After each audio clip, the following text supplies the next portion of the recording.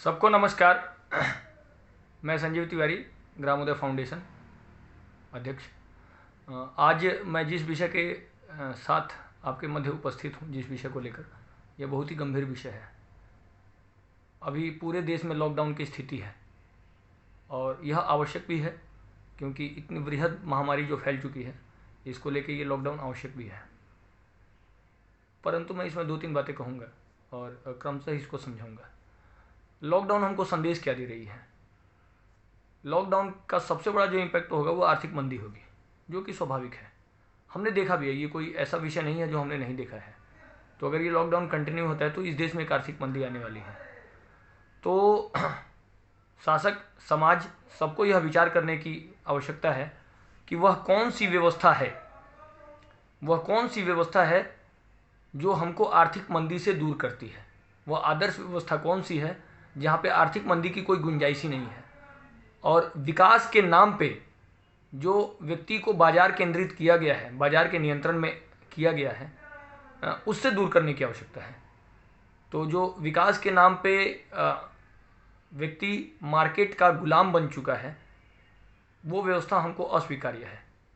और जो हमारी ग्रामीण व्यवस्था थी, जो सदैव ही आर्थिक मंदी से दूर रही है, उस विषय पर हमको विचार करने की पुनः आवश्यकता है।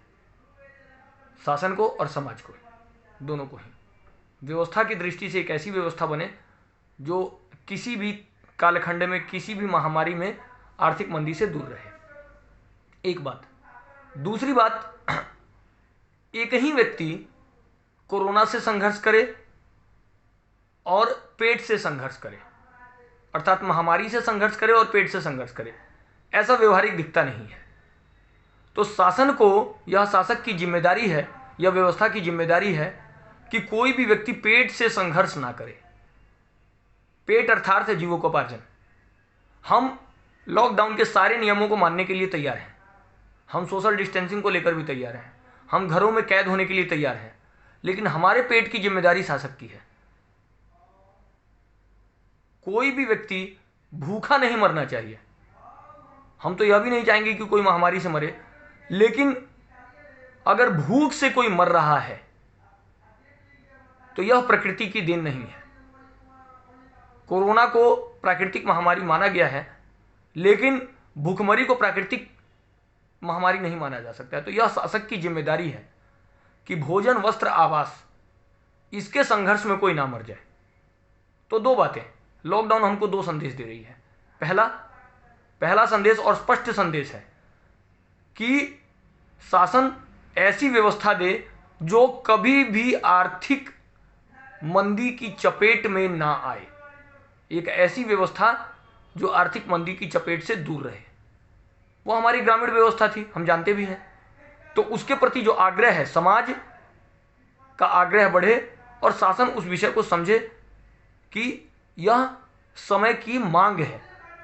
दूसरी बात जो निष्कर्ष निकल के आ रहा है कि भोजन, वस्त्र और आवास से समाज संघर्ष नहीं कर सकता है, वह महामारी से संघर्ष कर सकता है, भोजन, वस्त्र और आवास से संघर्ष नहीं कर सकता है।